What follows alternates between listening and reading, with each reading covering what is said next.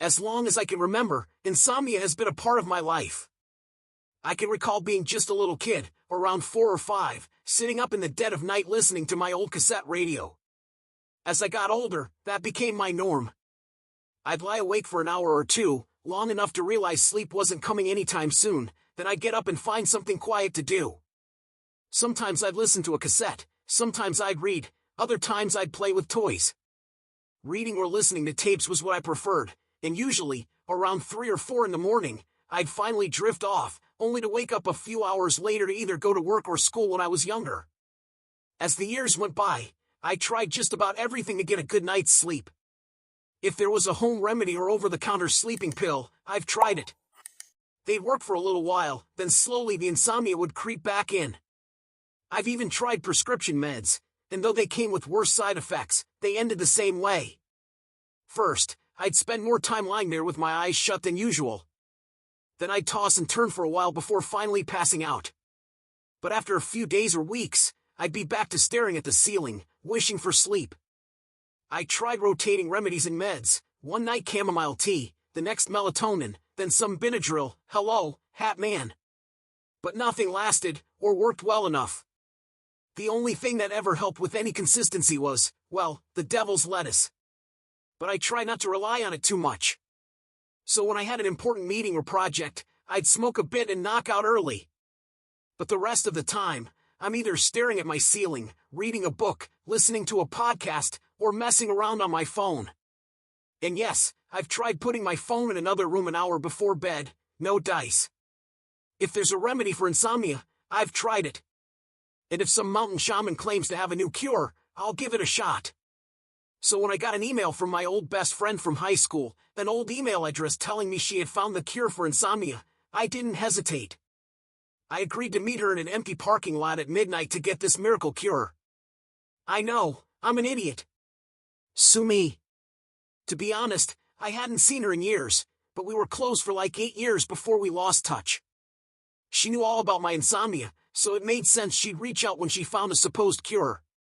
They say desperation's the most dangerous emotion, and after a lifetime of wishing for a good night's sleep, I can vouch for that. So, I pull up to this parking lot, which used to be a Borders bookstore back in the day, and there she was, my old best friend in the same car she drove in high school. I won't lie, that struck me as odd, but hey, maybe she just really liked that car. It was in good shape back then, a 2005 Subaru, and looked just as solid when I saw it that night. I ignored the weirdness because, well, I was desperate. Try living your whole life without ever getting consistent sleep, and then tell me you wouldn't go meet someone in an abandoned parking lot at midnight for a shot at a miracle cure. I wanted to sleep like a normal person, not hopping from one drug to another every week, not relying on those awful sleeping pills my doctor gave me that make me feel even worse when I wake up. I parked next to her, got out, and gave her a big hug. She'd gotten married sometime in the last 20 years and showed me her wedding ring before mentioning her wife. I had a little crush on her back in freshman year, and she'd never come out in high school, so that was a bit of a surprise. It was that, oh wow, people are more complicated than you realize moment. I told her what I'd been up to, working as an electrician and picking up hobbies to pass the time on those sleepless nights. When I mentioned that, she grinned and said, "Come here, you have no idea how amazing this is going to be." She popped open her trunk, and sitting right there in the middle was a medium-sized flower pot. A plant was growing in it, and I could see flower buds just beginning to bloom. I stared at her, shock and maybe a little betrayal showing on my face, and said, "Amy, that's a plant. Just a flower from the looks of it.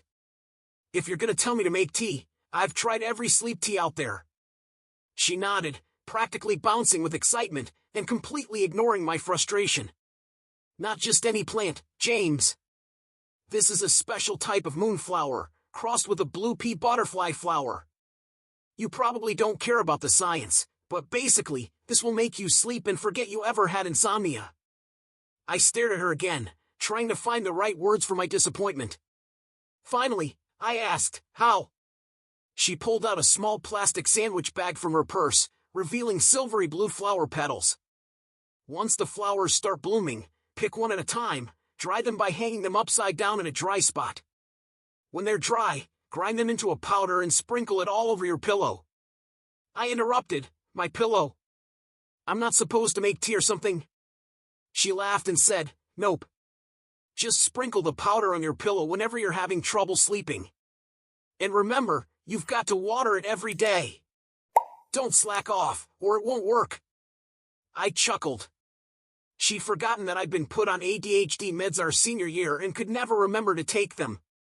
Eventually, I started selling them to some of the richer kids.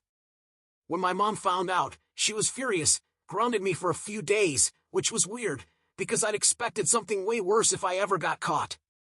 But apparently, she told my dad she was actually kind of impressed. Anyway, Amy must have remembered that little adventure, given the mischievous grin she gave me. I won't lie, I was feeling a little weird about the whole thing. A flower I'd never heard of was supposed to cure my insomnia. I asked, if this flower is so great, why isn't everyone using it? Amy shrugged, the best-kept secrets are right in front of us, you know? I raised an eyebrow. I guess. She flashed another smile and gestured to the plant. Since we're old friends, I won't charge you what I usually would. I normally ask a few hundred for one of these, especially with how close it is to blooming. But for you, I'll sell it for just $100. You in? Honestly, if she hadn't charged me, I probably would have walked away without the flower. It felt off, but when she mentioned the price, it made me feel a little better. I thought, if she had some hidden agenda, she wouldn't charge me for it, she'd just give it to me. Charging me made it feel more like a legitimate transaction. I imagined her selling these plants on Etsy or something, and that helped calm my nerves. Amy had always been the type to run bake sales and lemonade stands, so this didn't seem too out of character for her. I pulled out my wallet, handed her the stack of 20s I keep just in case, and set the plant in the back seat of my car. She grinned, told me she hoped it worked, then said she'd email me the rest of the instructions in a few days since it wouldn't bloom for a while. Before getting in her car, she said, I recommend keeping it on your nightstand. Maybe it's just the placebo effect, but I think it works better when it's in the same room where you sleep. I was unlocking my car when she said that, and I stopped. What about pollinating? Doesn't it need to be outside to bloom? I wasn't a plant expert, but my mom loved them, so I'd picked up a thing or two from her. I knew that flowering plants typically need insects for pollination. I remembered hearing about some ancient tree pollinated by beetles because it existed before bees. But plants were my mom's thing, not mine. Amy just shook her head and said, they self-pollinate. Trust me, I won't bore you with the details, but I've been working with this plant for a long time. So, I trusted her. I took the plant home, set it on my nightstand, watered it, and went to bed. Obviously, nothing changed right away. I kept watering the plant, watching as it slowly grew taller, reaching for the ceiling. I found myself oddly fascinated by it, watching the way it wound its way up, especially on those sleepless nights. At least it gave me something to focus on while lying awake, even if it never actually helped me sleep. Finally, after a few weeks, or maybe a couple of months, I wasn't paying too much attention, I got my first bloom. Honestly, I didn't want to pick it. It looked like a mix between a crocus, an iris, and a magnolia blossom. The petals were silver at the center, stretching out into a deep midnight blue that took my breath away. They seemed to exhale from the plant, like mist on a cold winter night. I was afraid if I got too close, if I breathed on it too hard, it might vanish. I hesitated for a few days, but eventually, I gave in. I'd been researching how to dry and store herbs and had even bought a little drying rack for that purpose. I hung the bloom on the rack, went to work, and forgot about it, thanks, ADHD, until another bloom appeared on the plant. When the next bloom opened, I remembered the one drying, so I rushed into my kitchen. There it was, dried and ready to use. I rubbed one of the dried petals between my hands, sprinkling the fine blue dust over my pillow. It was still early, only around 8, so I did some chores before heading back to bed a few hours later. By 10, I lay down, and nothing. I didn't feel the sudden wave of sleepiness I'd been expecting, no magical drowsiness. I just laid there, staring at my pillow. And then, before I knew it, it was morning. I don't remember falling asleep, don't remember dreaming. It was as though the hours between 10 p.m. and 7 a.m. were just erased. In some ways, it was nice, better than lying awake all night wishing for sleep. I didn't feel particularly rested the next day, just disoriented. But I'm used to that feeling, so I went on with my day. When I got home from work that afternoon, I remembered Amy and tried to find her email to let her know it seemed to be working. But when I searched for it, I couldn't find her contact anywhere. I figured I must have accidentally deleted her contact, so I tried searching for Amy on Facebook. But she wasn't there. That didn't strike me as too weird, though. A lot of people I know were getting away from Facebook. So, I tried Instagram. Still no Amy. That night, I barely slept, not because of my usual insomnia, but because I was obsessed with finding Amy. I couldn't stop searching for her. Google searches turned up nothing. I couldn't find any records of her in any city or state databases. I even checked our high school's website, the one with the time machine feature where you can look up old students. It was like Amy had never existed. I don't remember how I ended up in bed, but I woke up in time for my first alarm. I snuggled under the covers, then dragged myself out of bed to get ready for work. I promised myself I'd find my yearbook and track Amy down, but by the time I arrived at work, I had completely forgotten about the search. When I got home that night, I remembered for a brief second, but I was so tired all I wanted to do was lie down. I flopped onto the couch, played on my phone for a bit, read a little, and eventually made my way to my bed. I lay there, but sleep refused to come, and after an hour of tossing and turning, I cracked. I got up, grabbed one of Charlie's petals from the kitchen, and crumbled it onto my pillow. I drifted off while watching the plant, and I had a dream. In it, I was trying to water Charlie. I'd fill up a pitcher, but every time I poured it over the plant, something else came out instead, sometimes dirt, sometimes a different liquid, sometimes nothing at all. When I woke up, I felt disoriented, but not as bad as usual. I didn't have to work, so I stayed in bed a little longer, relaxing. Then it hit me, I'd completely abandoned my search.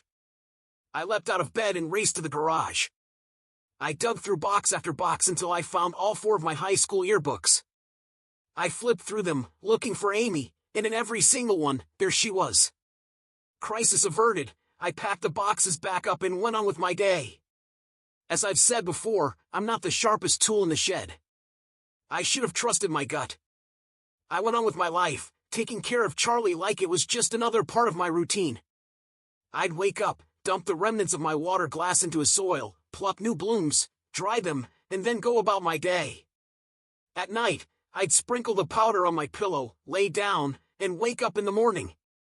For the first time in a long time, I felt like a normal person. It may sound strange, but to my fellow insomniacs, you'll get it. I've always envied those people who can just lay down and sleep. And I don't mean those who say they're out as soon as their head hits the pillow. I mean I envy anyone who gets a full, restful night's sleep without any help. For the first time in my life, I finally knew what that felt like. Which is why I ignored all the red flags.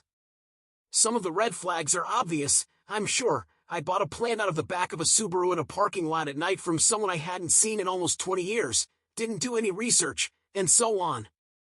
But there were others I should have noticed, too. Like the fact that most of my dreams seem to revolve around Charlie. That's weird, right?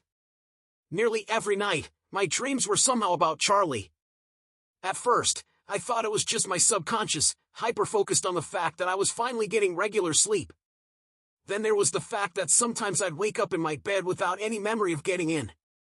When that happened, I usually couldn't remember any dreams either, but it made me feel better about going to bed at a decent hour. But then there were the dreams. I can't quite explain it, but they became addictive. On the nights when I did dream, they always started with Charlie, then veered off into other topics. They were so vivid, so lifelike, they almost felt more real than reality. I'd wake up in tears some mornings because I had to leave those incredible dream worlds behind. For a few weeks, everything seemed perfect. I was getting the best sleep of my life, having the most amazing dreams, and waking up feeling rested every single day. Any weirdness surrounding the plant was easy to forget about when I was finally getting sleep. Then one day, I forgot to water Charlie. Amy had said the plant would wither or stop blooming if I didn't water it. But when I woke up the next day, feeling that cold dread in my gut because I'd missed a day of watering, I was relieved to find Charlie was just fine. I apologized, gave him an extra helping of water, and grabbed my phone from the nightstand. It was 5 p.m. I leaped out of bed, thinking I might still make it to work, even though 9 hours had already passed.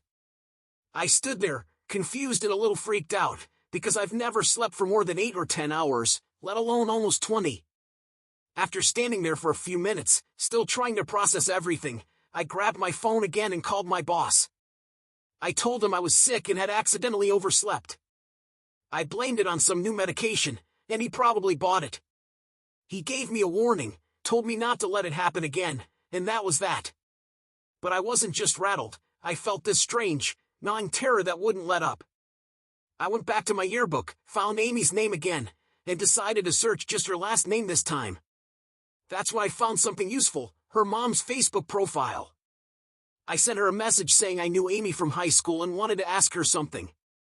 I left my phone number, saying if she was comfortable, she could give me a call. I didn't want to go back to sleep that night. I didn't trust sleep as much anymore. So, I spent most of the night playing video games before eventually crashing on the couch. I got that usual fitful sleep, waking up groggy and tired the next morning, exactly how I liked it. 3 days of couch surfing later, I finally got a call from Amy's mom, Meredith. I didn't recognize the number, so I picked up, thinking it was just another spam call. The voice on the other end said, "Is this James? Amy's friend?" I grinned. I'd finally made some progress. "Yeah. This must be Meredith?" She sounded tired, almost resigned. "That's right. You should be able to get permission to visit her at the hospital if that's what you're calling about." My heart stopped. All I could say was, "What?" She sighed. "Is that not what you're calling about?" I was flustered. "What happened to Amy?" "She seemed fine the last time I saw her." Meredith let out a humorless laugh. "I take it you haven't seen Amy in quite some time. Why are you calling?" I was silent for a moment, trying to gather myself. Finally, I asked, "Can we meet for coffee or something? I feel like this conversation might be easier in person." I heard some movement on the other end as Meredith said, "Sure, I'm heading to First Memorial Hospital right now. I'll meet you there. We can grab coffee in the hospital cafe. It's not bad." I chuckled nervously. "Okay, I'll be there in about 20 minutes. Is that all right?" She said it was fine, and I rushed to grab my keys. I jumped into my car and headed to First Memorial, feeling like everything I knew was starting to unravel. Apparently, something had happened to Amy right after I last saw her, which didn't explain why I couldn't find her online, but at least I was starting to get answers. When I arrived, I parked across the street. I wasn't paying for hospital parking. I walked inside, and the cafe was right next to the visitor's entrance. At a table by the window sat a woman who looked a lot like an older version of Amy.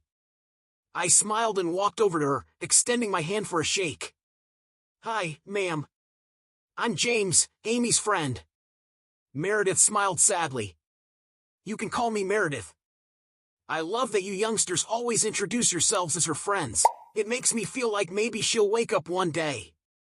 I was confused by what she said, so I excused myself to grab a cup of coffee.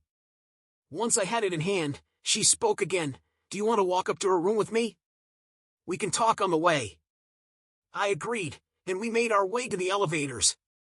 She seemed to know the place like the back of her hand, which made me feel strange about starting my story right then.